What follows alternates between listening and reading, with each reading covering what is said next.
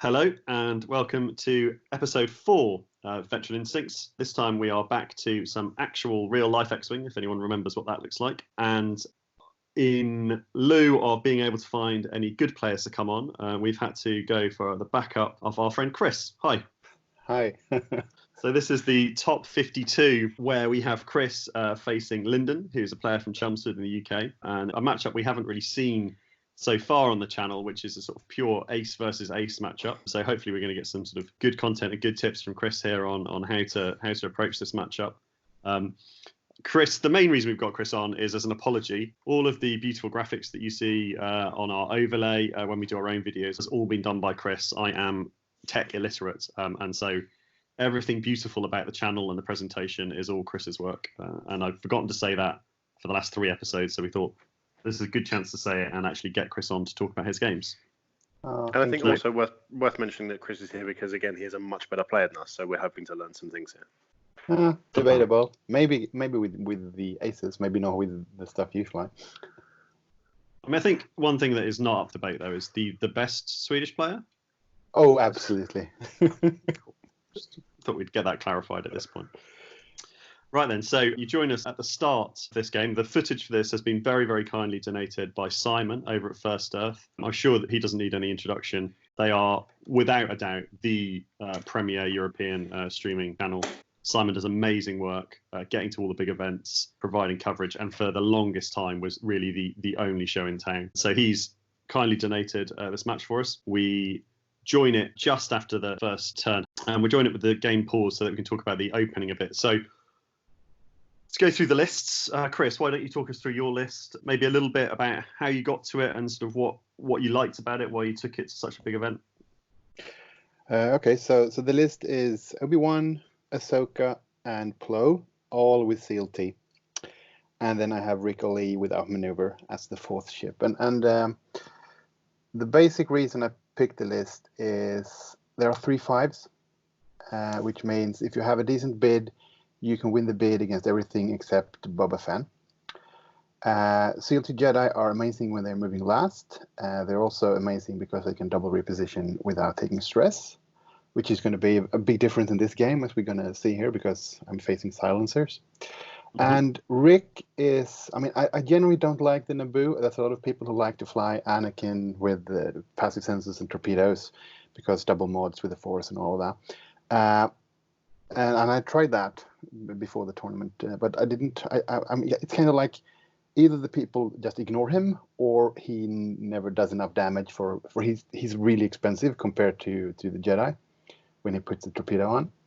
And when Rick have outmaneuver, he can't be ignored. So they either have to, at least send one ship towards him to turn off outmaneuver, or they just have to go all in on him and give the Jedi free room to just like maneuver and get the CLTs easier. So he kind of, I remember when you did the Paul game, because Paul talked about how much he disliked the outmaneuver Rick on his X-Wings. It's like it's a way to herd. He's a sheepdog. He can herd the enemy. So even if you fly against like Fenrau and Boba, you can use him to try to push Fen the way you want him, because you can't run away from Rick because he's so fast and then he gets outmaneuver all the time. So you have to somehow go towards him, and then you can hopefully flank with the Jedi. That kind of element really adds to an ace list, doesn't it? That the bully. I think I like to fly lists that are almost just entirely full of bullies. Like something that your opponent cannot come straight towards. He's a real board control piece, right? Even if he's not getting the shots and doing the damage, he's pushing your opponent into the area of the board you want them to be in.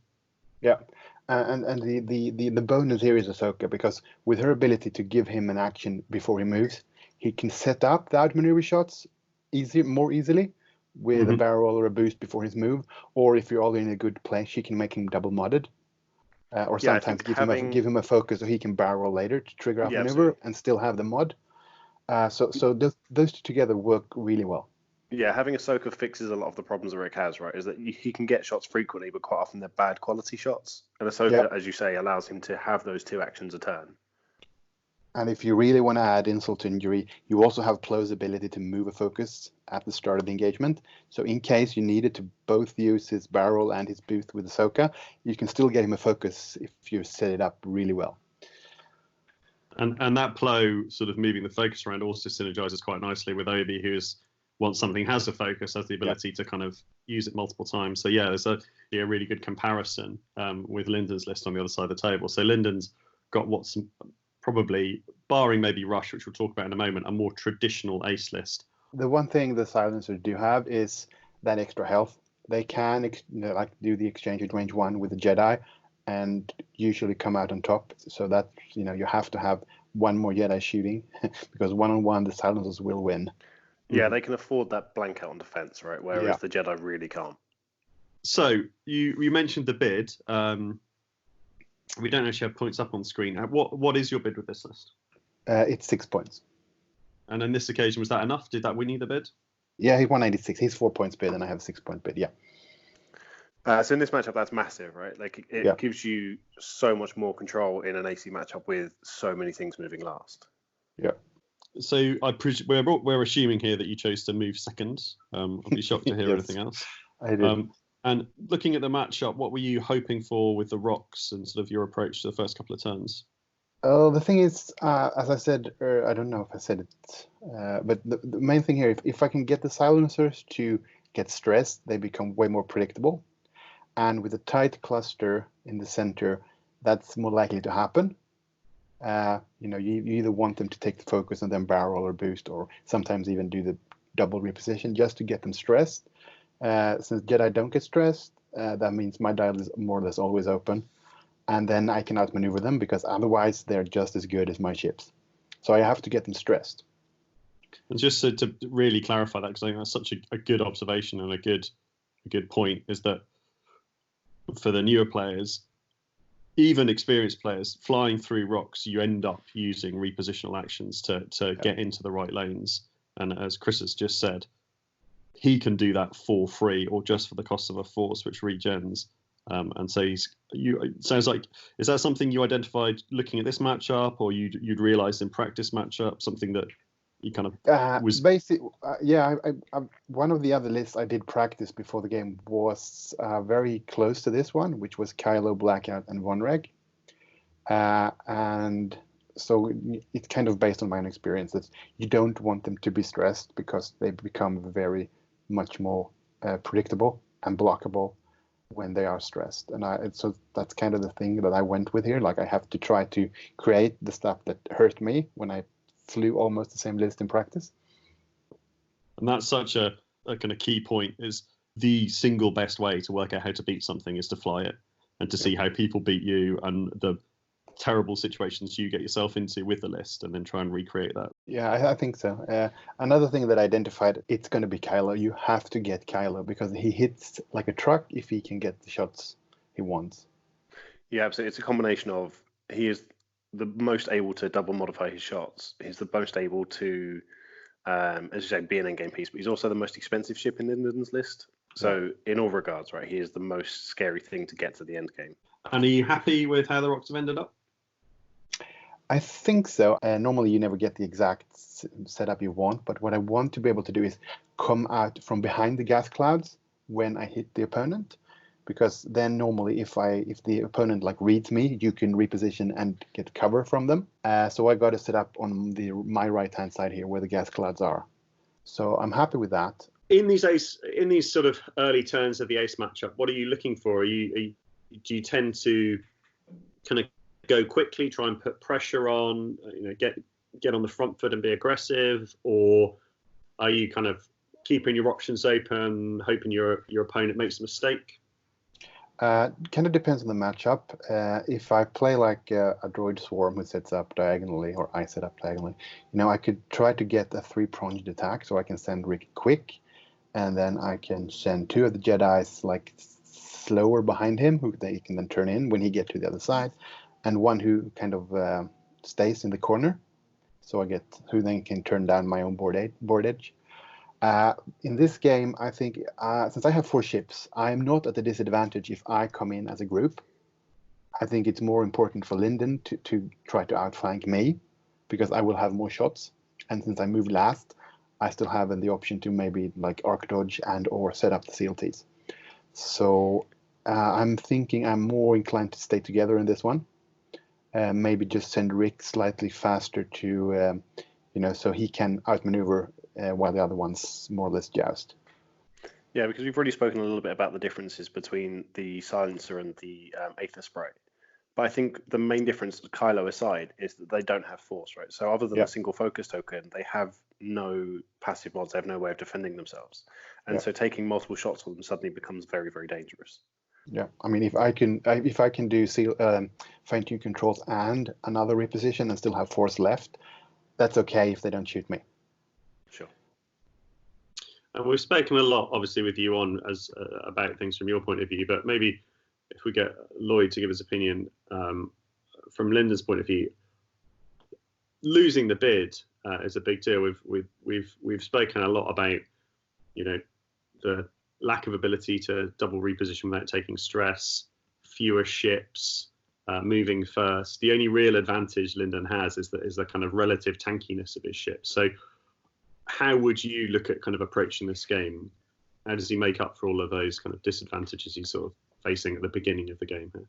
So I think I need to start this with a disclaimer of saying I'm really not someone that could bring 3 silencers to a tournament. But I think the way I'd be looking at it is trying to get an engage where everything is in tight on each other.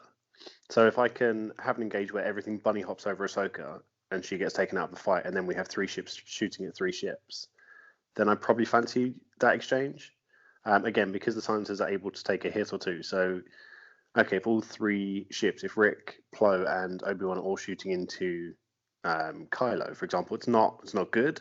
If they're all shooting into Blackout and in exchange I get all of my shots into Obi-Wan, then I'm probably pretty happy with that because there's a good chance Obi-Wan dies. And if I trade Obi-Wan for Blackout, then I'm very happy. So I think I would be trying to look at a position where I can get aggressive and dive everything into a place where they all get shots and something can't escape. Again, with 3 ships, that's hard. I might consider looking at Rush as a blocker and bringing the other 2 in to try and just pin a Jedi. But again, against somebody of Kris's ability and the chassis of the Aether Sprite and its ability to double reposition, that's going to be very, very difficult, right? It feels like it's really uphill for Lyndon in this matchup. You also have to remember Rush's ability, because he's the perfect one to send in first. Yes. Because if I do the incorrect amount of damage to him, he becomes a 6, and then the game is really different. Absolutely. I was going to ask you about this, actually. So what are your thoughts on him? So again, just for people that perhaps don't have the card to hand or aren't familiar with it, Rush's ability is when you are damaged, treat your initiative as 6. So damage obviously being a damage card.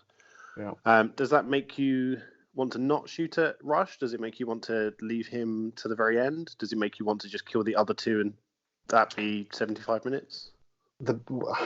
I kind of thought the ideal situation is if he brings him in like as the first target for me. The ideal version is to take 2 shields and then go past him, because then you could potentially initiative kill him whenever you turn your attention to him again.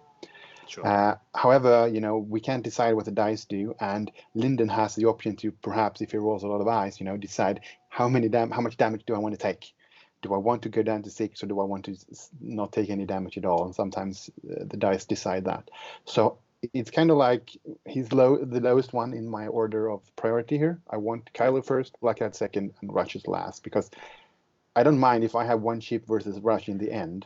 I should be able to have him and win on points, because he is more expensive than all of my ships as well. I think he's like 57, yeah, and Obi-Wan is my most expensive one at 52.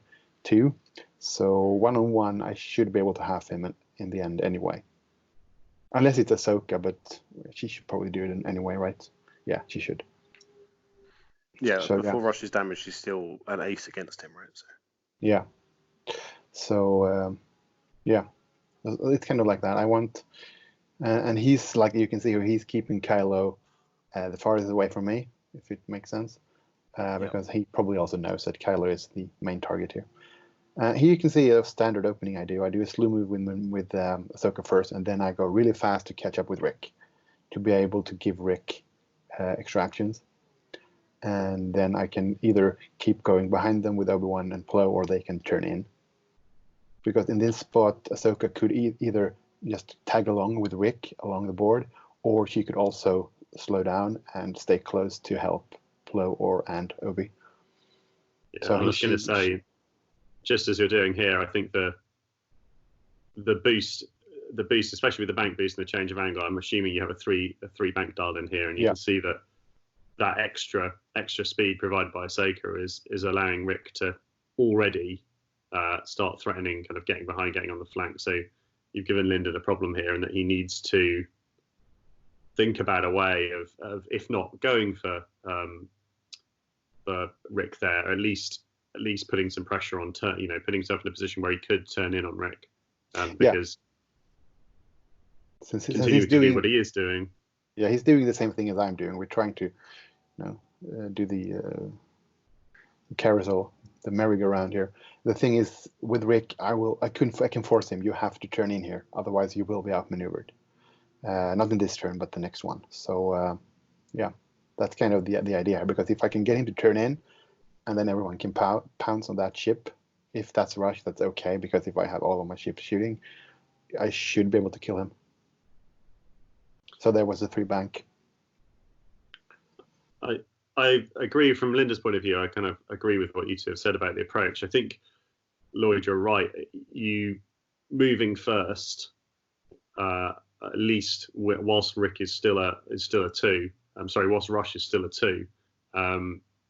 You need to keep your ships together. You can't risk one getting too far out and getting turned on by everything and picked apart.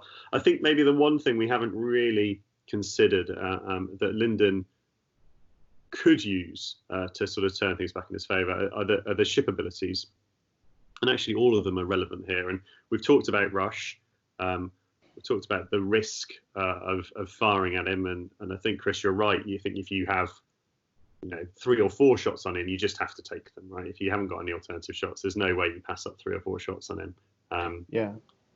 But in all other circumstances, it's a risk, because you fire at him and you remove that advantage you've got at the moment of everything moving second, and firing him at all. The idea of sort of taking 2 shields and leaving him is a nice one, but if that were to happen, Lyndon could even think about flying over some rocks to try and trigger that I6, and that may be no reasonable choice. Meanwhile, with the other ships, Kylo's ability is obviously not insignificant. Putting the crits under shields is going to scare all of your ships. The Jedi, Rick, no one's going to like starting taking crits. And Blackout as well. We've talked about the trade. The one-on-one trade being slightly in favour of the silencers due to that extra health. Well, if Blackout manages to get that trade through an obstruction, then it's massively in his favour. So there are things Lyndon is, all of the things Lyndon could benefit from are unfortunately quite difficult to get to trigger. But if he does get them to trigger, he can push things in his favour. This is where Blackout moving last is so much better, because then he knows if he gets the obstructed shots or not. But since my 5s are moving after him, I can more or less always guarantee that he will not trigger, unless I wanted to, because I have another good shot or something. But so even then, that's a potential advantage, because you were saying. Yeah, he forces me to use my repositions instead. Yeah. Yeah, and maybe if he were to bring, let's say, Blackout and Kylo in together, he forces you to choose. Do I stay behind this gas cloud so that Kylo has very low chance of hitting me, but then Blackout's triggering, or do I move out of the obstruction, which is good for Blackout, but then Kylo's that much more dangerous? So he could potentially try and sort of leverage Blackout that way. Although everything I'm describing is obviously very difficult to actually achieve, so certainly when moving first. I'm going to cut in here because this is a real opportunity here. You see, here I triggered both the fine-tune controls and Ahsoka's ability at the same time. But I do the fine-tune control first to get into range of Rick. And that came up in another game as well, and the judges, they kind of got it the right way in the end, because I have to add them to the ability queue at the same time. But then I don't check the range until after the fine-tune controls have happened, so Ahsoka can boost first and then use her ability within range 1, or 0 to 1. But the judge ruled later in I think it was versus Timo, they came in and said, you have to pay the cost for both abilities at the same time, instead of one after another. And I'm not really sure that's correct. Let's someone have to call Chris Mitchell here. But I think the rules say you don't pay the cost until you actually do it, but it doesn't really matter because Ahsoka has to have her force at full to do it, and she'll end up with no force. So the result will be the same. Yeah, when exactly those force go away is not important. Yeah, and she can always do the ability to herself if in case she shouldn't be in range of someone else. So yeah, so she can't fail to add it to the queue because she can choose herself as an option if Rick isn't there. Yeah. So this is going to be a fun round. So here I did the 3 bank. I gave him the focus from Ahsoka because I'm thinking that the barrel will let me outmaneuver Rush here. Yep. And still not be obstructed with that rock. And this is why it's so good that you can get the focus from Ahsoka, because then you can also reposition, and you always get the free evade for going fast, which I think is in Rick's terms of agreement. You know, he has to go fast. Yeah, absolutely. Yeah, it feels like everything in your list is built, or sorry, not everything, but it feels like your list here is maximizing the value out of Rick. Yeah, I think that's the key for it to work. At least the way I fly it. I mean, I'm sure there are someone else who might take a 4th Jedi instead of Rick and do really well. I don't know. Maybe Ben did that. But I kind of went from not liking the Naboo to liking it really a lot with this without maneuver in this squad.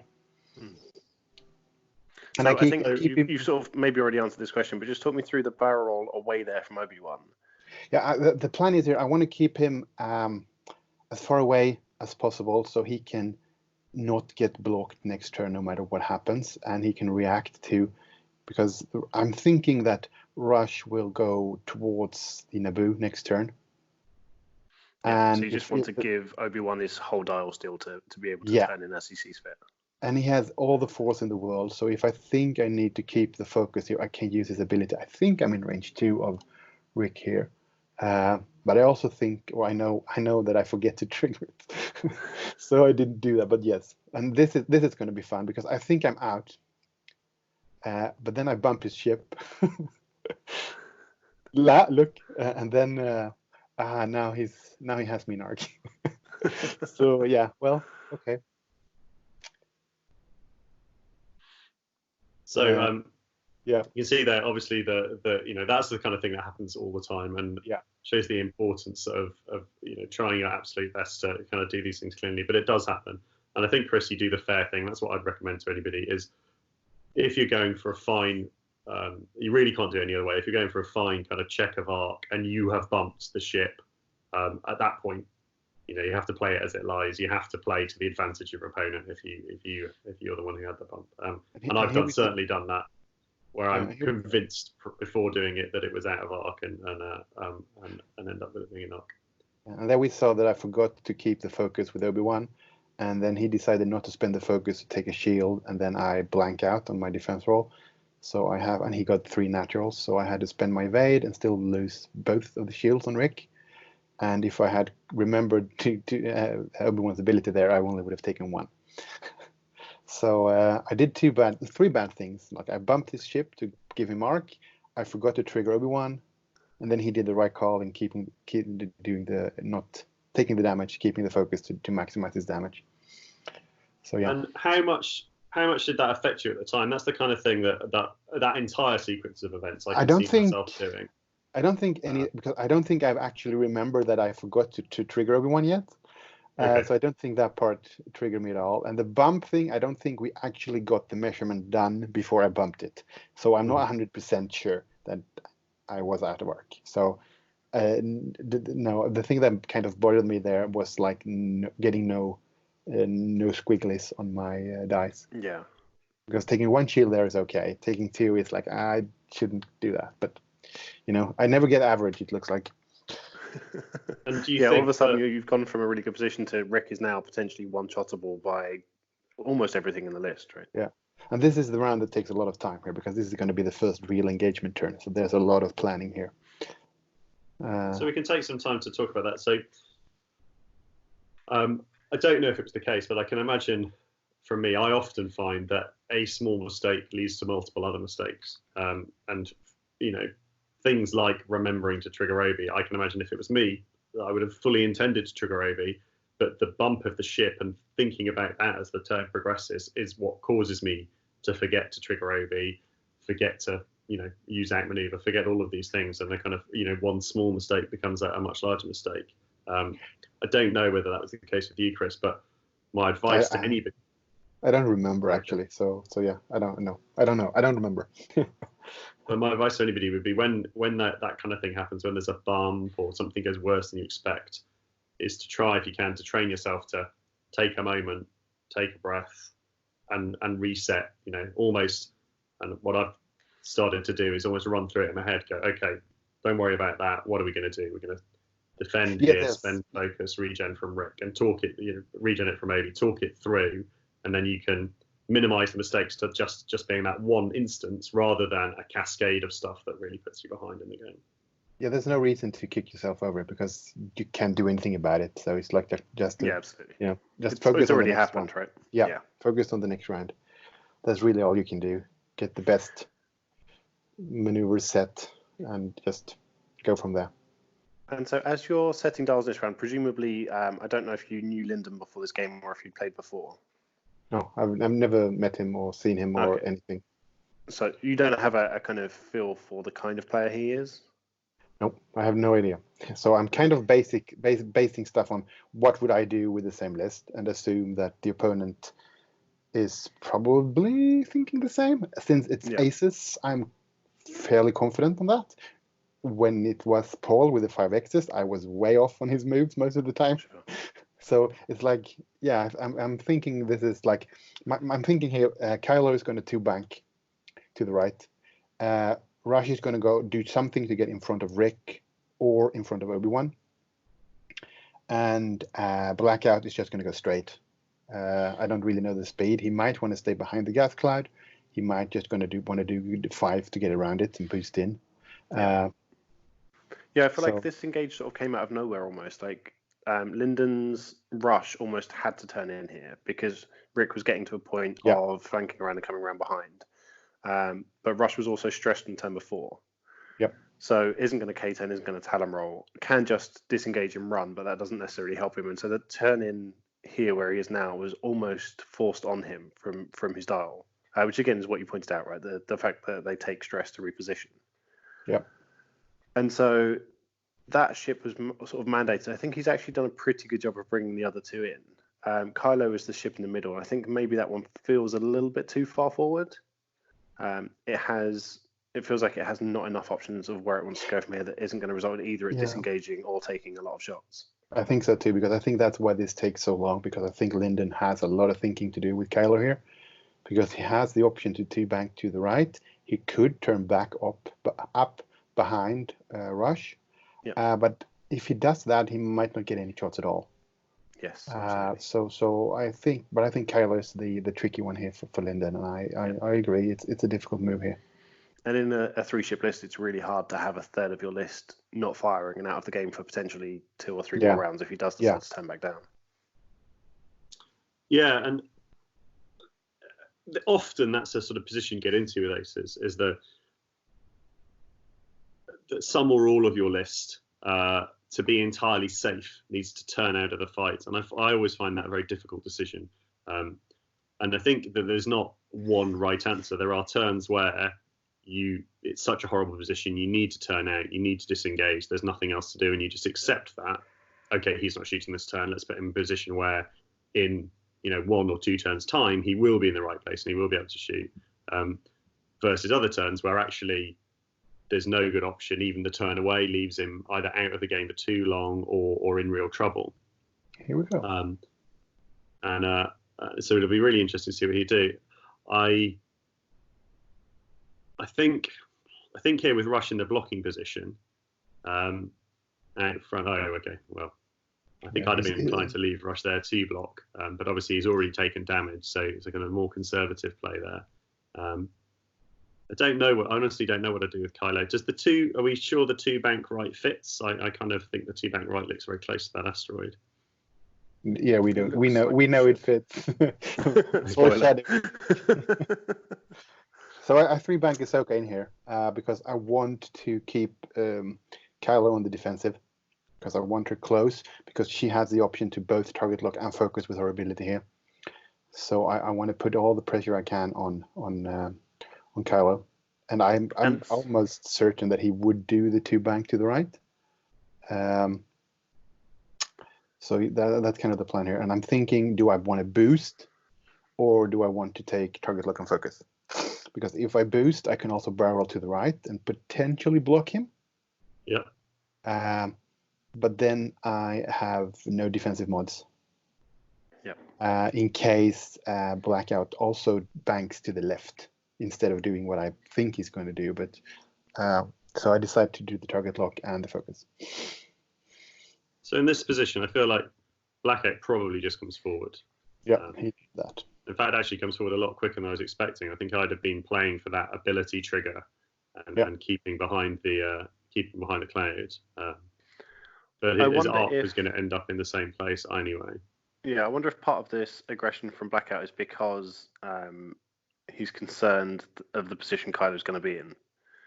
Mm-hmm. So he's moved them in this order, but the speed from Blackout is because Kylo is threatened, right? So you put Blackout instead in a position where he is potentially taking more damage if he sort of races into an aggressive place, so that he's a more appealing target, right? So that Kylo doesn't take damage. I wonder if that's the rationale for rushing Blackout in. Yeah, or that at least if Kylo is still the target, then Blackout's in a position to do more damage himself. And maybe this confirms what you're saying, in that this is a very aggressive move here with the silencer. And it's also worth noting actually that the thing Kris said that he wanted was the silencer's stress coming to the engage, which is exactly what it's got, right? So the silencers have an incredible dial, but it's only all of their 2-speed maneuvers and all of their straights that clear stress. So once you've got them stressed, they are a lot more predictable. And as you see coming into these rocks, it reduces Kylo's dial a reasonable amount and reduces rushes quite a lot. But Kylo's not stressed, he just takes the target lock. Yeah, he was stressed previously, right? Yeah. True. Yeah. And here's my mandatory 3 move. 3 straight. And then this does not look good for Kylo. It's going to be a 4 dice unmodded, outmaneuvered shot. And so this is where we find out whether you have a good Rick or a typical Rick. But again, like, what you're doing is you're getting the shots on the things that you want to, and you're getting shots on the things that are the scary ships for you and the big. And here comes Obi-Wan. Since now I knew that Rick was in the spot I want to put Obi-Wan in, I did not think I could be blocked by Rush here. Yeah. And since he turned inwards with or centerwards with Kylo, and I'm coming in my 45 degrees, the CLT is kind of easy to line up here with a barrel and the boost. Yeah, the boost from Rush felt ill-advised, right? Like it didn't necessarily gain him very much. He might get a shot on Plo, but I mean Plo can probably just boost out of it, and Plo isn't a better target than Obi-Wan necessarily. There's a little bit of sort of a kind of 2020 hindsight there. I think probably when Lyndon made the boost, he was thinking. I think from his moves, he's expecting Kris to come down towards where Rush was before he boosted. And I think that the point of the boost was to try and get some or all of Kris's ships flying past Rush and losing shots. Now, as it's turned out, I agree. It hasn't worked out well at all. He's got fewer shots coming on Rush, but I don't think Rush was ever Kris's real target on this turn. And Rush is out of the fight this turn. Maybe gets a shot if Kris allows him to by keeping Plo still. But also, more importantly than that, it's now stressed. It's facing a gas cloud. The one hard doesn't clip the gas cloud, but doesn't relieve the stress. And any 2 maneuver, it looks like from this position would clip the gas cloud. I'm not sure about the 2 hard rights. It's sort of slightly difficult to tell with the angle of the camera. But yeah, Rush is looking in a tricky place for next turn. And here I'm thinking about doesn't have options. Yeah. Here I'm just thinking, if I barrel, I'm going to put myself into range 1 of Blackout instead of range 1 of Rush. But I think with the target lock on Ahsoka, he's going to go all in on her. Uh, And you're so reducing incoming fire, right? So yeah, so where you were at range one of one and range two of the yeah, other, allowing him exactly. to focus fire and would have had 3 shots coming in. So removing a shot entirely is almost always the correct decision. Yep. All right then. So looking at the position, Lyndon is going to need some good dice to stay in a sort of okay position in the game here.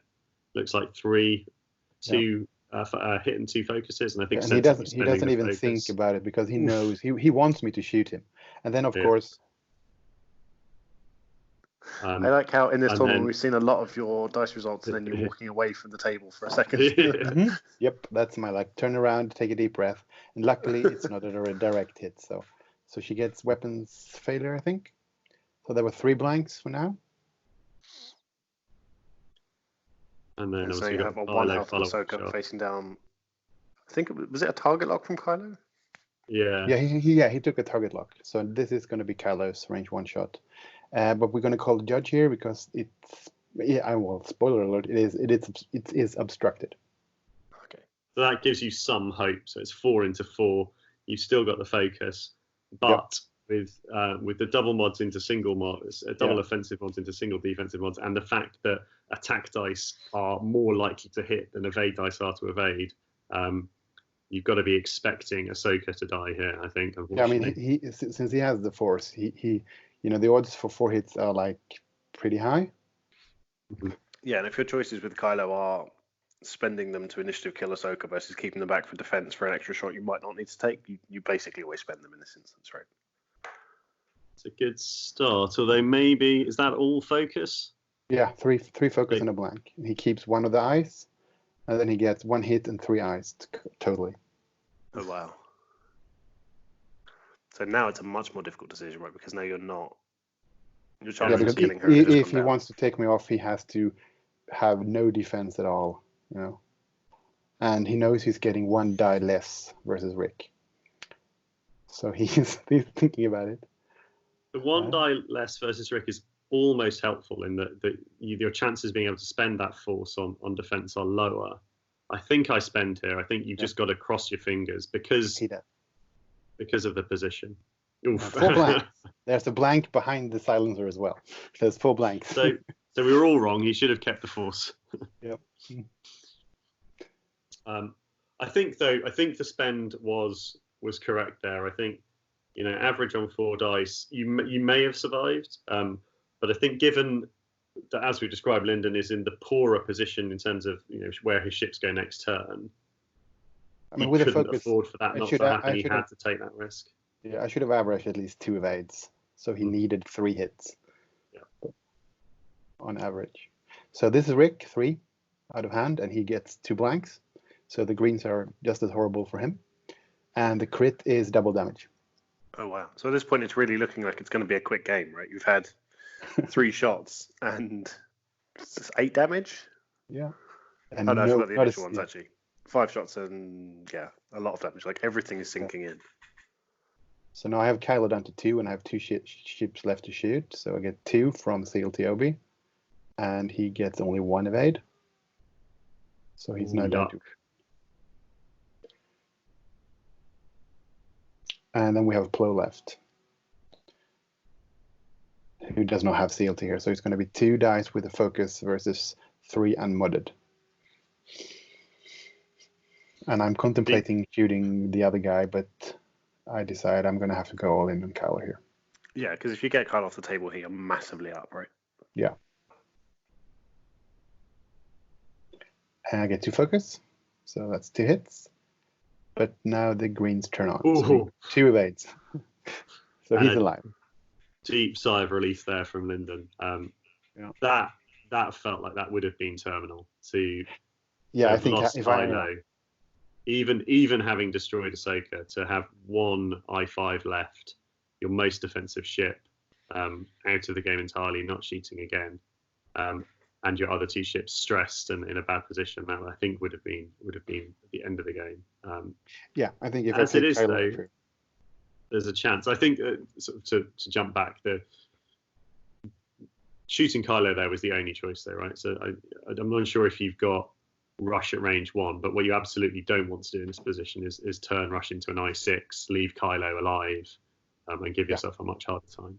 Yeah, then I lose. I can't have Kylo on the board and rush becoming a 6. So after all of that drama, what are you thinking going into the next round? Like, what are your thoughts of what Lyndon does from here and how you play around it? Yeah, we can see this is Simon's drawings here. So yeah, as a sort of technical note for the stream, as a technical note for the stream, these are force powers we are yet to develop, and so we may reference the drawings that Simon's done, but hopefully in the future we'll gain the ability to do this ourselves. But the lines on the screen may not be relevant to what we're talking about today. Yeah. I feel like Simon is very slowly writing out who he thinks the best Swedish player is. I'm just curious where it's going to go. Okay. Yeah. Now, since I can see the table here, I know that let's say Rush, he cannot do the too hard to the right. Well, he can, but he will clip the what's it called? Gas cloud. Yeah. Gas cloud. Yeah. And this is at the point at which we have new glass code rules, right? So strain for clipping them is likely. Yeah. So I'm assuming he's going to do either one hard, just that he wants to be there, or he's going to do the too hard to the left, and then he's out of the game for a few rounds. And I am assuming that Blackout is going to try to block Obi-Wan.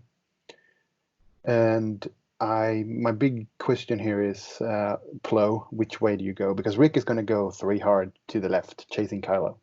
Yeah. And if I turn Plo to the left, he might be able to catch Kylo, and he will definitely be able to pass his focus to Rick if Rick gets Kylo in his arc.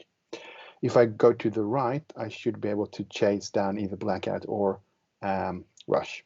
And so I'm debating this a bit, but on that side, Kylo is still the target. I just need one lucky hit to go through, and I have all of 76 of Kylo. Obi-Wan is either going to do the 1 bank or the 3 bank left. And it's going to be a guess depending on what Blackout does. Because Blackout can block any one, but he can't block both of them, I think. Sure. He also can't block them to meaningful effect either, because if he blocks with Blackout, then the only ship in a position to be able to shoot him is Kylo, and that would mean that Kylo had turned in to a tight space, and you get shots on him with Rick. Yeah, then I get Rick from behind with a boost, yeah. So I'm not expecting Kylo to turn left, because then I will catch him with Rick. So Kylo is either going really fast or turning to the right. I think I'm going to hit pause here because we've got a few dials down, and I think this is a very, very key turn for Lyndon to sort of stay in the game. My thought here from Lyndon is that he's in a bad position, and he potentially needs to do some unexpected stuff to rectify it. I think from here, actually, Rush has to 2 turn in or 1 turn in, whichever. I think you probably 2 turn in, because the risk of the strain, but clearing the stress to give you a whole dial next turn. But because Rush needs to cover the things that are going after Kylo. And so, yes, you're doing it without mods, but it's still a 3-die shot. And, like we said, Jedi sometimes blank out, and you need to get a bit lucky at this point. I think I would actually be inclined, as Lyndon, to turn Kylo left. But you have to remember, he's in the lead. He doesn't have to do that. That's true. As long as he gets Kylo out of there, he is okay. He's in the lead in points, but he's definitely not in terms of the table state, right? Like, it's unlikely a 1 health Kylo that can't evade and moves first survives, I would say. Yeah, I agree. I think, correct me if I'm wrong, though, but I think that the 2 hard left you were suggesting from Kylo? Yes. Yeah, and I think that you're not suggesting that as put him there and then just get 1 last shot out of him. You're suggesting it as maybe that's the safest place for him to go.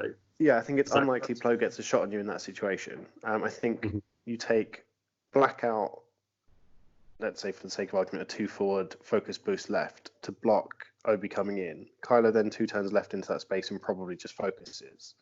So yes, Rick has the potential to still get in and get behind you, but there's very little you can do about that.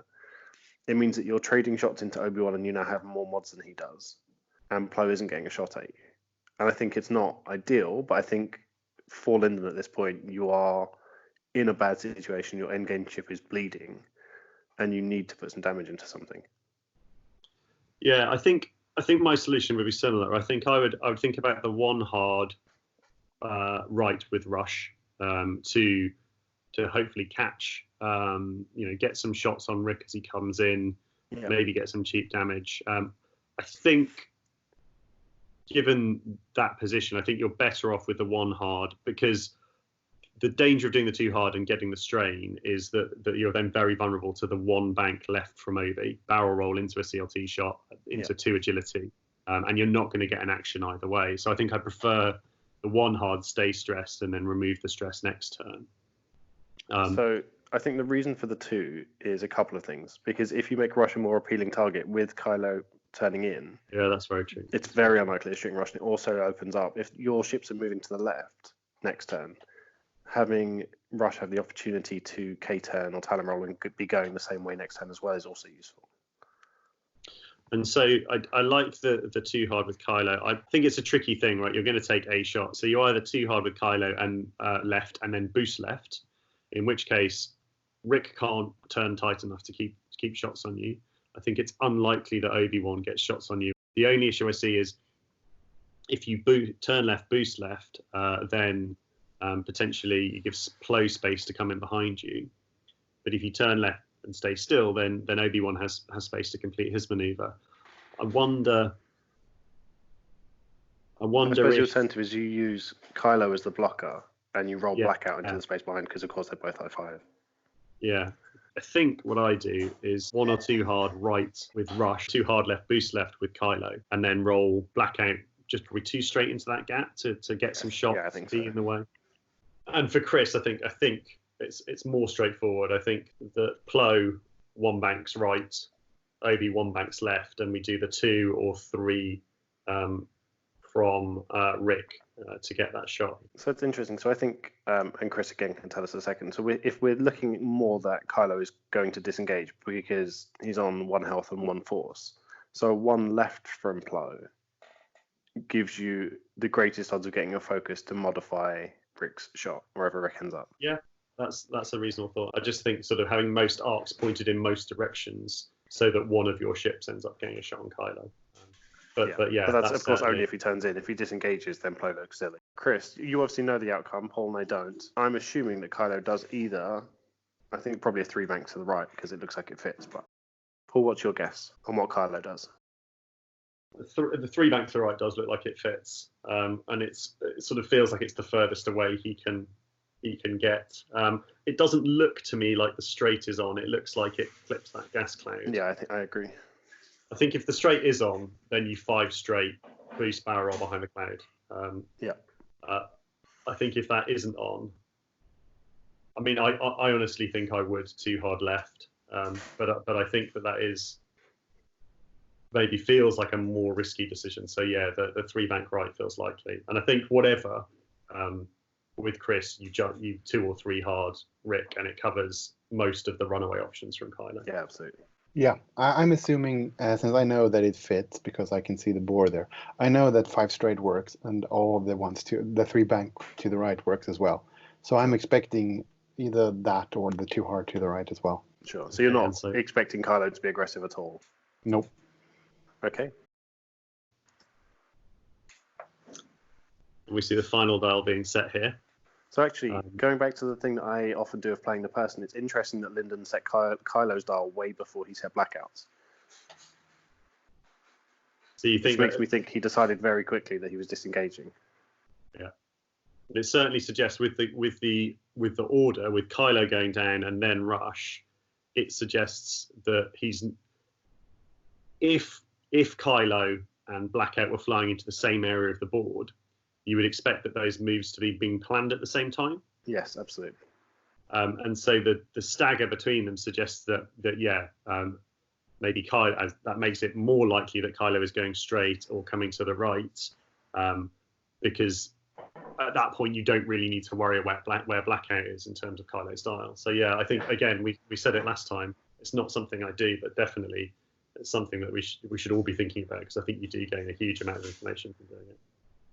So it looks like Lyndon here is going for a hard disengage, which I think is a very reasonable plan, and is with any list is often the correct choice. If you find yourself in a bad situation, is to try and reset, have another go at getting a better kind of opening engagement, if you like, the second time round, and has managed to do so in a way that also with Blackout puts him in a nice blocking position.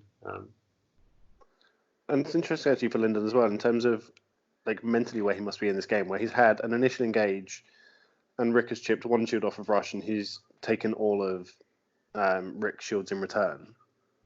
And then we rolled into a proper engage and he has destroyed Ahsoka with 2 shots and he's got to be feeling incredible about his position. And then in return takes 5 onto Kylo. And all of a sudden the game swings massively away from him. Like still up on points as we said, but in terms of like quality of ships left on the table.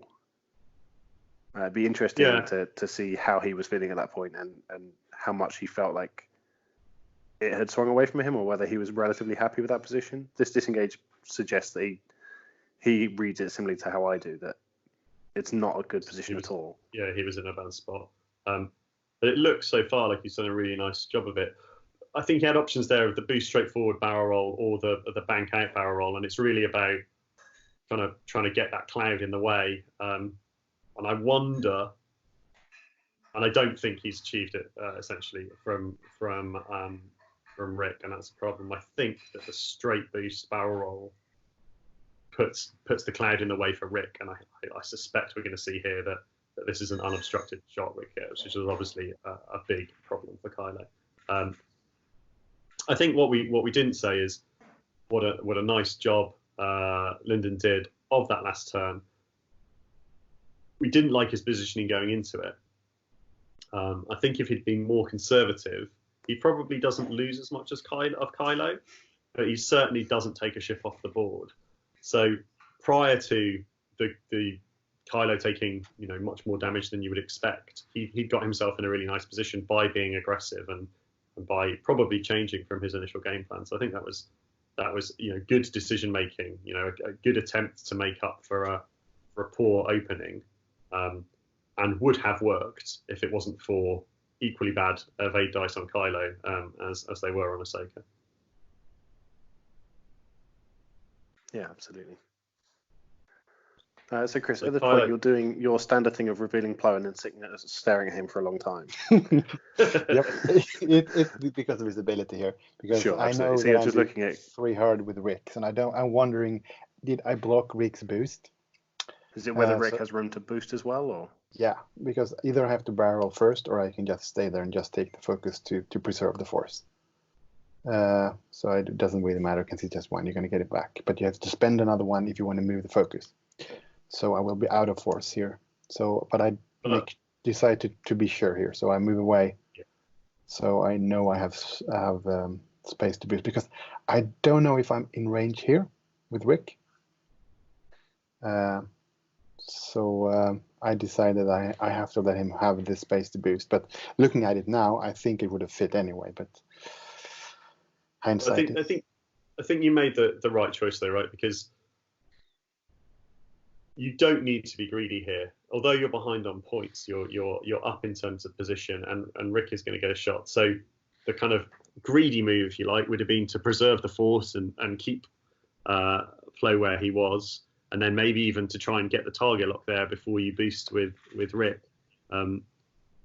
instead of boosting with Rick. But either of those are risky choices. If Rick doesn't have range on that 3 hard, there he goes, and yeah. And he gets just enough. He had 1 force, he gets enough. I and a squiggly. So he lives. Which again is not ideal, but it's still keeping pressure on him, right? It still means that Kylo next turn is only going to have 1 force. Yeah, and he's stressed. Again is stressed. So yeah, the dial restrictive again. And the key thing there from Lyndon was that the straight fit, which is what we couldn't judge with our planning, because obviously the other bonus of the 5 straight is that Rick was then a 2 dice gun rather than a 3 dice gun. Absolutely. And at that point, even without maneuver, you're, as we saw, you're probably okay. So interestingly, the bank right before the barrel roll from Lyndon is I questioned at the time, and I still don't like now, because it's it's meant that he cannot disengage as hard. Obviously, when he did it, he didn't know the position that Kris's ships were going to end up in. So I'm playing with sense, basically. Sense and your opponent telling you what all his actions are going to be. Yes, yeah. But Kylo is still in trouble, and Kylo still doesn't have a nice move away. And the exact opposite of last turn, where last turn he could have the 5 straight and the chasing ship only gets a 2-dice gun. Now it's looking like he's probably going to have to 2 hard, which means that Rick is likely going faster. So at this point, I think Kylo's in trouble. And again, I think that the turn in is the better option. So I think Kylo needs to 2 hard right here, a boost barrel roll and get as close to Poe as possible, and hope that both ships either fly past him or bump into him. The danger of that is that Obi can just roll in and get a very good quality shot. But I think, yeah. But it's the best of 2 bad options, right? Oh, no, absolutely. I completely agree. Yeah. Means trying to get in a position where Poe and Rick can't get shots at you. Obi's still coming in. Yeah. The good thing for me here is I don't have to take his other 2 ships into account this round because they're both pointing away. So even with a hard turn and a boost, they're not going to get really into the game here. So I'm just going to have to try to decide where do I think he moves Kylo. And I'm thinking for Rick, because I'm thinking there's 3 options. He's going to hard turn left 2, hard turn right 2, or go quick toward the corner just to get space, hopefully get range 3 shots. So I'm thinking I'm going to go quick with Rick, 5 straight, so he can barrel or boost to the left, depending on where Kylo ends up if he goes to the left. And I'm going to go 5 straight with Obi-Wan in case Kylo goes for the corner, or in case, as Paul said, he turns in right in front of my ships. And with Plo, I have 2 options, either 1 hard to the left to give chase to Kylo as well as be able to provide the focus for Rick, or I can K-turn. So those are my options here that I'm thinking about for a few minutes. And that kind of answers the question I was about to ask, really, which was, in this situation where you have a target, a ship you're hunting down, trying to get the kill shot on, particularly with an evasive ship, do you tend to spread arcs so that you have 1 or 2 guns firing it everywhere they could be? Or do you prefer, if you can, to kind of just gamble hard for 1 location so that if you get it right, you've definitely got the kill? That's a tricky question because I think that's from each situation to the next. Yeah. In this one, I think since Kylo is so maneuverable, I have to cover both left and right. And if he does go for the corner, I'm going to get another round of the option to try to chase him down. So the thing is, Rick is going to cover the turn left, and Obi-Wan is going to cover the turn right, and Plo is hopefully going to stay somewhere in the middle to provide the focus with his ability. I actually really like that barrel roll back in from Blackout, because there was always a chance that you could just keep Obi-Wan behind Blackout and just whistle damage into him as he tries to bring him back into the fight. So that barrel roll across both means that Blackout has a 2-turn back into the fight next turn, and also means that Obi can't easily just 1 turn on 1 bank in behind the rest of his list and get 3 shots on. So I actually think that's a really nice move there from Lyndon. So unfortunately for Lyndon, though, he's done exactly what I suggested with Kylo, which presumably means it's a terrible choice. Yeah, Obi-Wan is salivating right now. Yeah, that's looking good for him, isn't it? And to be a little bit critical of Lyndon, as we always say, this is without any of the stress of having to make these decisions in the tournament, because we were in the car on the way home at this point. No, you weren't. This was the game 1 on day 2. Yeah, I was actually winning a game. No, I was winning a game at this point. It's one of the few times I did that weekend. But I think that I liked his moves last turn. He did a really nice job to keep Kylo alive. But I think the one point where we could be critical is, given that Kylo was the most hurt and the most obvious target, I think there was room to risk not getting stressed with the 2 silencers. I think that both could have either. I think with Rush, the reposition was perhaps unnecessary. And I think with the position that Blackout was in, he could have risked not taking the focus. Because I think at most he was going to take a shot from Plo. And it would have given him better options for getting back in this turn. And it's a really hard thing to do. But I've found it. I've been playing a lot of Braylon Strand recently. And obviously he always wants to be stressed. He always wants the re-rolls. And deciding when to have the turn where he is more vulnerable to open up his dial for the following turn is a really difficult choice, but it's one you have to make. And I feel like maybe for Lyndon, that last turn was the turn where Rush and Blackout could have left their dials open and could have had better moves to get back in this turn. Yeah, it's a really interesting point where both players are having to be very aware of time, right? Because for Kris, he's still down on points, and he can never guarantee that the dice are going to cooperate enough to give him the damage and the points he needs. Mm-hmm. Yeah, you're in a situation where, Lyndon is up, but isn't far enough up that he can just disengage because he's likely to lose more points, at which point he needs to be threatening with his other two ships. And Kris is down on points, so cannot disengage, but has to finish Kylo off in a way that doesn't leave him or any of his ships really vulnerable for the following turn. And I think Kris had the slightly easier job and has executed it, and now he's in a position where he was able to get that kill on Kylo, get up on points, without losing any more health on either of and any of his remaining three ships. And now is looking at 24 minutes of having three ships moving seconds, fully healthy, and with the more vulnerable 2/3 of Lyndon's list to deal with. So it's looking pretty good for Kris at this point. Absolutely. And I think if you're a player that is runs Republic or wants to get more out of their Naboos, if you go back and watch the last turn, where Rick had obviously overshot Kylo because he was covering the other turn, what Kris does here is barrel roll away. And Kris, do you want to jump in and talk us through the process or the rationale for that barrel roll away? Well, it was twofold. One of the reasons is it gives me more space for the obligatory 3 move, the 3 hard to the left. And it also took me out of arc of Blackout, who actually had a shot through range 3 through a gas cloud.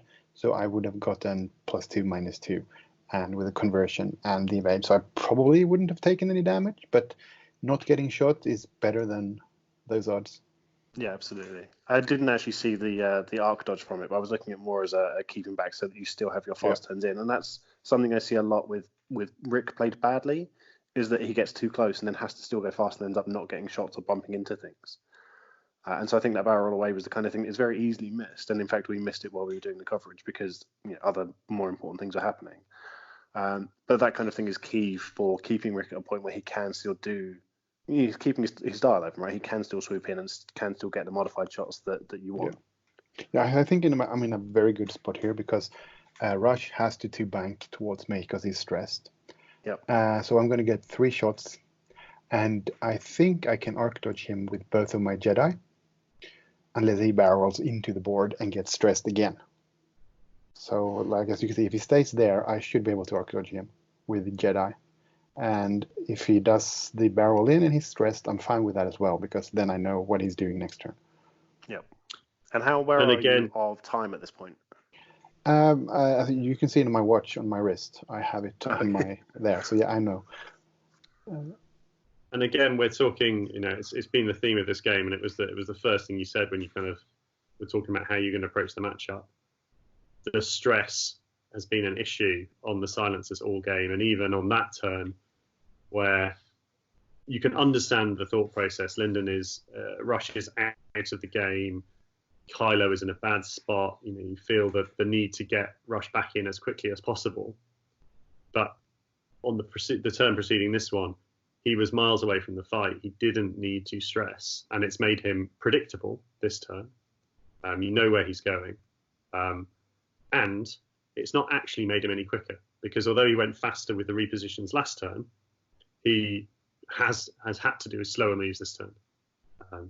And so he's ended up in a very predictable position, is getting multiple shots coming in, lining up of at least one, if not two bullseyes. And yeah, looking like Rush could really suffer. Yeah, it's just going to be one here because I do clip the gas cloud and I do take the strain. Luckily, Jedi can still do their fine-tune controls. Oh, he cheats. Yep. So and I I've think managed. We say both... I think most of the time that we do these games, but I think it's worth saying again, especially if Lyndon comes back and watches this. I think it feels probably like we've been very critical, but there's lots of things to take into account, right? We are sitting here perfectly fresh, not having played a full day of X-Wing the day before. We're doing it with the chance to pause things, talk it through between us, and have plenty of time to think about it. And I think where Lyndon has gone wrong, if anywhere, is not in the way he's flown. I think actually he's flown it very well and made a lot of good decisions. I think where he has lost this is in the list building phase, right? He has brought a list that is 3 aces that want to reposition and move after things. And Kris has brought a list that does the same thing, that bids harder and can do it without stress. Yeah. So I think if Lyndon does watch this, what he should take back from it is he had an incredibly good system open and has flown very well. I remembered everyone's ability. So this is starting okay here. I'm taking 1 shield of Rush with Rick. So yeah, if it sounds like we are being critical, it's not. It's a case of looking for points of improvement and useful information rather than saying these are all the things you did wrong. That's another damage through on Rush. So this is the perfect moment for Rush to stop taking damage. And if you look at the points now, Simon forgot to remove the card, so I actually have more points than that, which is currently shown. And then we have the range 1 CLT shot from Plo. And not great, only the 2 hits, so and nothing. Lyndon natural evade. So actually that's not gone too badly, although you've taken the half points and put yourself further ahead. Rush has taken, in quotation marks, the perfect amount of damage and is now an I6. Now, I think we got a ruling before the tournament that he does not lose his shot here. He remains I2, takes the shot, and then becomes I6 the following turn. Yeah, actually, he gets to shoot at the end of the current initiative step. Right, okay. Yeah. In the same way that if you had initiative killed him with your I5s, he would still have shot at I5. Yeah. Which sounds bizarre, but again, sort of makes sense when you think about it. He's Fel's Wrath. I guess. Yeah, I guess. If you because he still has the damage card, so yeah, he should have. He would get 1 attack no matter what. Yeah. So you've got 19 minutes left on the clock. So time for what do you feel like 2 or 3 rounds? Yeah, maybe. I don't remember exactly, but there's less ships now. But now it gets trickier for me because now I have to have Rush moving last. Yes. So, and here I think he has 2 options. He's going to either Talon roll to the right, or he's going to 1 hard. Because my ships... he doesn't have time to disengage and come back. Yeah, exactly. He needs to do damage now. He needs to actually kill one or more of my ships, I think. Because a half one wouldn't be enough.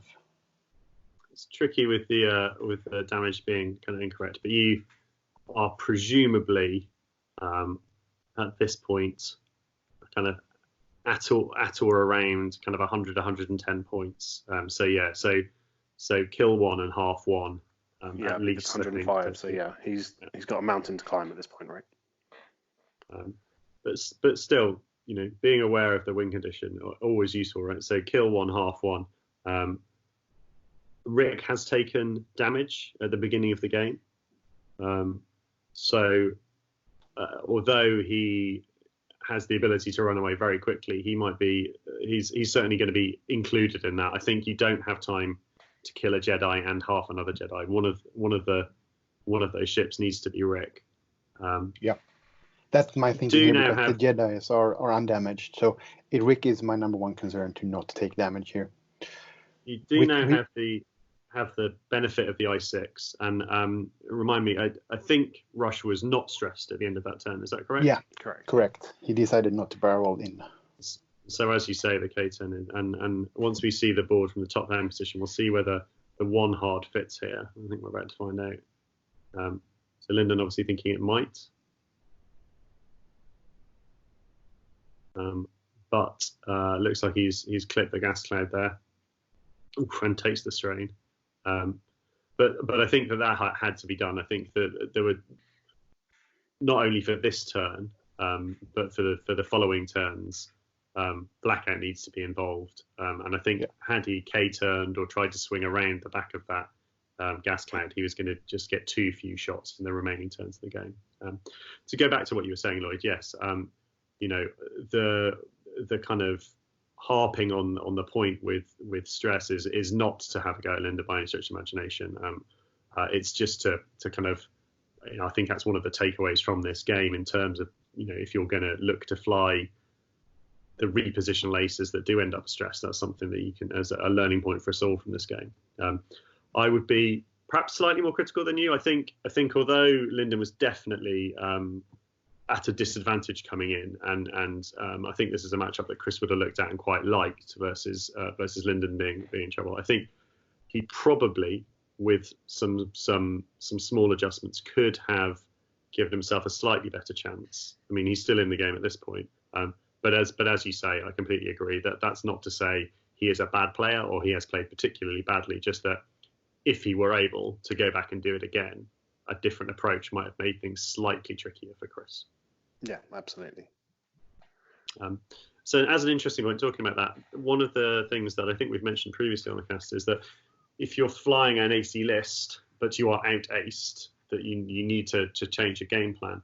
And Lyndon's done that to some extent. And I wondered, how do you think this would have gone if Lyndon had put his ships in a box and flown them straight at Kris?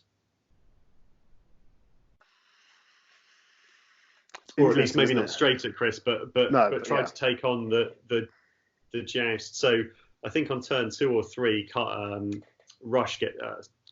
Blackout gets pushed slightly in advance of the other two ships, meaning that he was that one turn late into the fight.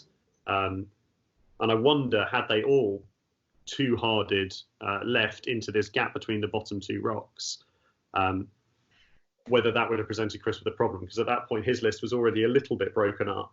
It had some gas clouds and rocks in between Kris's ships and Lyndon's, and it may have been difficult at that point to prevent an engagement where Rick takes multiple shots with not much coming back in the opposite direction. Possibly. I don't think I would have turned them into the gap in between the two rocks at the bottom. I think I would have changed it from before that point, because it looked like Lyndon was trying to kind of fan them out. And have that point you get often with aces where you have a three-pronged attack and you make your opponent choose. That looked more like the opening he was kind of going for and trying to make Kris pick one and go for it.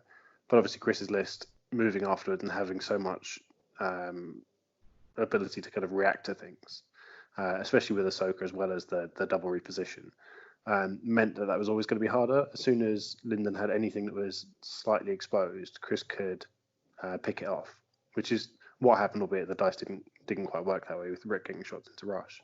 I think we should stop there because Kris said he was expecting the K-turn, not the Talon roll. I was expecting the K-turn, not the Talon roll. And that one hard is a marvellous choice of move. So rather than leaving himself stressed with long-range shots, he's taken a bit of a gamble. He's predicted that Kris is going to come quick and go past him. And he's got himself a really nice shot and a really nice position for next turn. And so looks like he got all hits and crits there. Kris has got 2 blanks. Yep. He takes a shield and I get the Fulik. And that was a marvellous move. That was possibly the best move of the game from both sides, because it achieves the same result, which is getting shots for Lyndon, but in a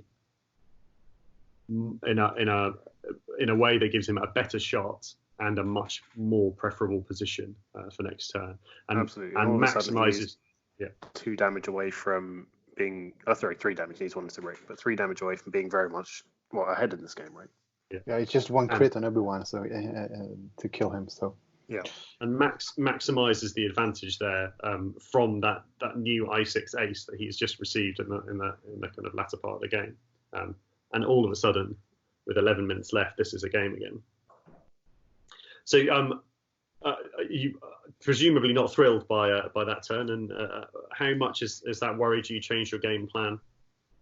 No, basically, because I was playing for in case he did the one hard. Because if you notice, I boosted Obi-Wan not farther away, but towards the board edge. So I'm almost like looking straight at Lyndon's edge to make it more difficult for him to decide which way I'm going. Yep. If I would have boosted to the left, it was very obvious I have to run. So now I can turn both left and right. And his blackout has to do the 1 or 2 hard to the left. And he's going to go over the cloud again. So I know he's going to be unmodded. And hopefully he's going to be strained as well, which means he should be hopefully easier to hit. And I have Rick like good enough away to actually do a hard 3 again into the board. So if he chases Obi-Wan with the rush, Rick is going to get outmaneuver to shoot on him. Or if he guesses that I'm going into the far corner with Obi-Wan, he's not going to get any shots off with him at all this turn. So I'm going to turn Obi-Wan to the left, but I'm going to make it look like he's going to the right, so to speak. And then I'm going to hard turn Rick to cover that area where Rush more or less is going to end up in case he actually chases my Obi-Wan, who is turning left. And I'm going to send Plo towards Blackout, since I know Blackout is going to get strained here, or potentially strained, but at least no mods. Yeah, it already has a strain, right? So it has the 2 turn. If he doesn't, it has the risk of ending up with 2. They don't stack, so you wouldn't roll 2 Fury Agility, but would be strained for multiple turns, which is dangerous. You only lose 1 every time you take the. So that's my plan here. I'm going to turn left with Obi-Wan, and I'm going to turn hard 3 with Rick, and I'm going to turn Plo into the board to shoot at Blackout. So hopefully he either puts Rush in a spot where I can shoot him with Rick without maneuver, or he's going to guess the wrong way and have no shots at all. And Lyndon doesn't have many options here, as you say, that the hard turn or bank in from Blackout it's just required, and kind of will put him in a similar position, a similar part of the board, with no actions. And Rush either goes quick and gambles hard on chasing Obi-Wan down, but then it's possibly out of the fight the next turn in terms of turning around to get the rest of the points. Or I think I'd be tempted to go slow and hope I didn't get blocked, and then kind of sort things out with the barrel rolls or boost to reposition. But obviously going slow, there's a high chance of being blocked by any one of your 3 ships there, really, barring maybe Obi-Wan, but certainly by Plo or by Rick. And Chris, can you just remind me what it says in the back of your T-shirt? It says it ain't jousting if they're not alive to shoot back. The Dale Cromwell School of X-Wing. It's very distinctly not how you fly. Well, I love that you embrace the ethos. Yeah. No, I'm in the Benley camp of X-Wing. Absolutely. No, you've at least once in this game you've turned towards your opponent. You should be so hard on yourself. I probably misdialed. And he gets the strain again. And so you were talking about Plo sort of turning back on in him. Is it the 1 hard that fits there? Yeah. I don't see how Plo gets the shot here. The 1 hard. The one hard has him. Yeah. The only way I didn't get it if he 2 banks, but then he doesn't have a shot anyway either, so it doesn't matter. And if Plo isn't get shot, he can send his focus to someone who needs it. And with 7 minutes left, Lyndon doesn't have the luxury, unfortunately, of being more conservative and more safe. So I'm more than happy to trade Plo, since he's undamaged here as well, into unmodified Blackout. I think this is why you're probably better with Jedi than Paul and I are, because at this point, both Paul and I would be looking at this exchange into a strained tokenless silencer, and both Paul and I would be like, I don't like it. Plo's going to take 2 minutes. Well, it could happen. I'm thinking I've rolled all my green blanks by now. Yeah, but that's a really interesting point, and I think something I've picked up from watching other streams and other games where top ace players are kind of talking about their decisions is exactly that, where I look at this and think, well, I'm up in the game, that this is all fine unless something goes really wrong. And Kris has just voluntarily turned himself into a position there where it could go really wrong. Natural four hits he could from roll range. four, yeah, exactly. Yeah, and you could blank out, and then you're losing, and probably will lose at that point. And I think that difference in mindset, the kind of top ace players, I think, are much more likely than you or I, Lloyd, to be like, no, the average result of this is that I take a damage, and 2 damage is fine, and that's enough. That's don't worry about the kind of the ends of the variance. And I think probably if you look at those ace players, and maybe Kris will confirm this, that they have days where it doesn't work out and they get the bad end of the variance and they have a bad tournament. But more often than not, trusting the kind of odds and is the correct basically play. the average roll happens way more often than the bad one. Yes. And when you get that how much work. Yeah, and then when you get the actually good one, it's even more amazing, because like when you get the 3 evades, when you were expecting to maybe get your ship halved. So it's like, I mean, if you fly 100% uncertainty, there aren't that many shots you're going to take. And absolutely. then you're leaving yourself up to the other variant, and you have to actually capitalize on your red ones on the very few dice you have. So, I mean, it's like, it's a numbers game, and sometimes you win, sometimes you don't. But I think that's really interesting. You make a really interesting point there. It's not something I'd sort of considered before. But Lloyd and my approach, the conservative approach, that will do not, make there as a little chance as possible of getting a massive swing against you, has no upside. So you don't get the positive swing, because we have at this point turned the plow away, or slooped him, or done something that we felt is safer. And so the point about, and sometimes you get better dice than you expect, is a really interesting one that obviously I'm a negative person. I'd never thought about the possibility of the dice being better than I would have, better than average. You never and remember it puts you massively up. If you in this instance half blackout and take no damage, then you have won the game.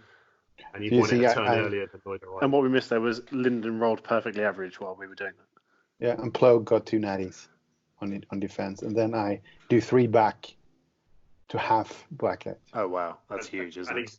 Exactly as you said, you've just won the game in a situation where Lloyd and I would have been running away. And as you can see, Lyndon banked on me running away into the corner with everyone. So instead of getting shots, he ran into Rick. And now I am in a position where all of my ships can just run away, and it's going to be the last turn, since there are 3 minutes and some seconds left. So the only way he wins is if he kills Rick and Obi-Wan, because he's not going to get shot on Plo. So he needs to kill 2 ships with 2 shots. He needs to do 4 damage with one of those, and knowing that situation, as you have an easy task, which is if you keep one of these 2 ships safe, then in fact they are both damaged. But if you keep one of these 2 ships safe, then you win the game. Yeah, that's the idea here. And then of course he has to do some kind of Hail Mary. If he guesses right, he gets his shots off, and then we'll see what the dice and the mods say. If he guesses wrong, I've already won. Yeah, absolutely. So on that, Rick looks like it's hard to sort of plan moves at this angle. Nice to see the players, but and Alex Watkins there in the background, a little cameo. But it does make kind of that, playing the game as if you were, looking at it as if you were playing the game a bit more tricky. But it looks like maybe the 3 hard right from Rick here will get him in a position to put that gas cloud in the way. It will get him his evade, and if you 1 hard Plo left, then Rick can even boost further around the corner, and Plo can pass in the focus for that last turn of, if Rick has gone fast, is behind a gas cloud and has focus evade, it's almost impossible to kill him, certainly with 1 shot. I'm thinking here, if I do the 5 straight with Rick, there is no way he's not rolling 3 dice. Mm-hmm. And if I just stay put, I have a focus and evade and 3 dice, and that should keep him safe. And if he guesses that I'm not going quick, he's not going to get shot because the one ship will shoot either him or Obi-Wan.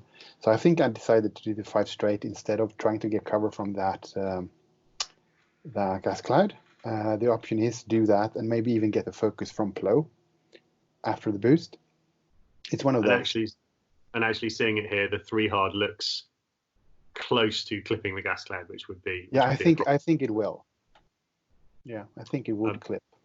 And the thing that gives you the luxury there is that because of the bump on Rush, that Rush can only 2 or 3 hard towards you, cannot get any closer to you than he currently is, in terms of he's going to end up on the same vertical kind of line up the board as he is now, and then can only get closer with the boost. So you're going to get that range, and that he can't afford to take 2 shots into Rick because of the points.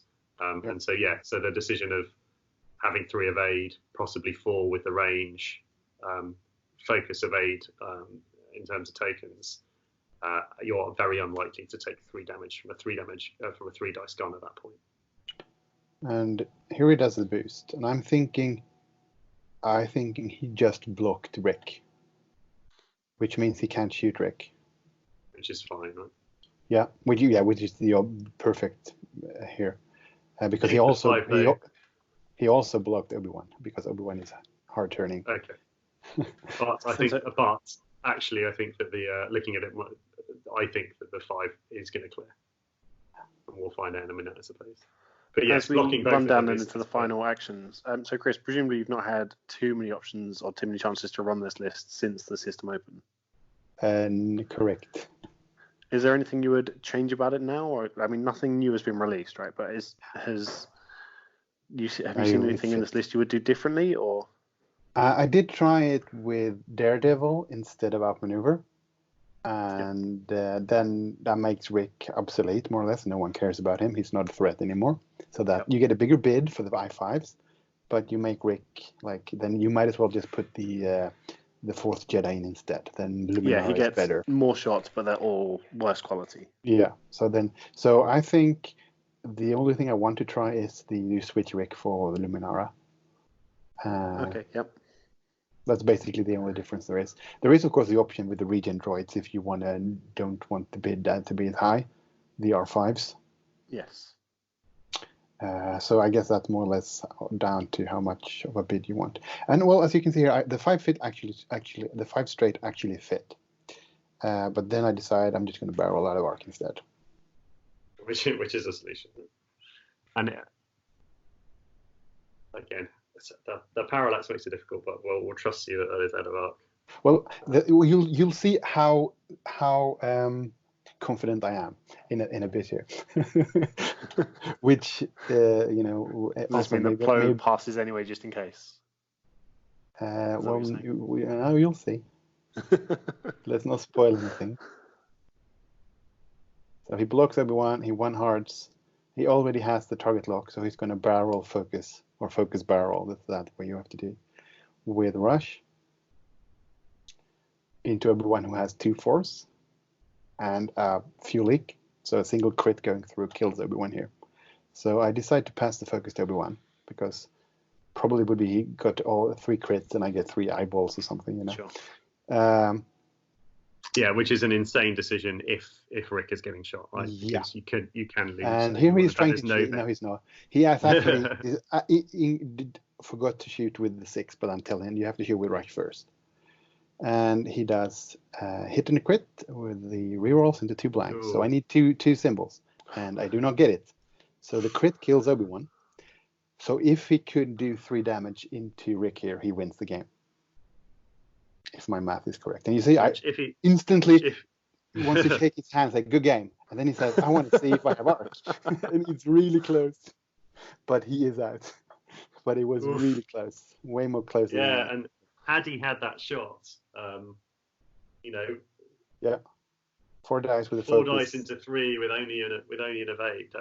You could, unlikely still, but you could have a snatched defeat from the jaws of victory there. Yep. So Lyndon played those 2 last rounds really well. He found his win condition and he really stuck to it. and he failed to pick up on the way I turned Obi-Wan the first round, but then he did the perfect move with Black Hat on the last turn. He actually flew a really nice game, and it's never like almost everybody, right, goes to a tournament, ends on a loss or ends on a downer. And I think Lyndon, looking back on this, actually, it's a chance to say it was a really good weekend, really nicely flown, with one ship that is incredible and two chassis that I think arguably are not quite at the power level that you would expect to see in top cuts and tournaments. Yeah, I think he's done very well with a sort of pretty individual list with chassis that are good, given their kind of stat line, but are expensive and there's certainly better value ships in the game than those non-force wielding silencers. And yeah, I'd have been very pleased if I was Lyndon to get to top 52 and to equip myself so well in that final round. And I think that was a really nice talk through. Thanks, Kris, for coming on. You talked through your game really eloquently, and I certainly learned a lot. I learned nothing, but thanks, Kris. It was a pleasure. You're welcome. And with that, I think the final thing to say is thanks everyone so far that's watched our previous videos, that's been liking them, and the number of subscribers we've got, we're really blown away by for our first few videos. So thanks very much, everyone. Thanks for watching, and thanks so much, Kris, for coming on and talking us through it. Thank you.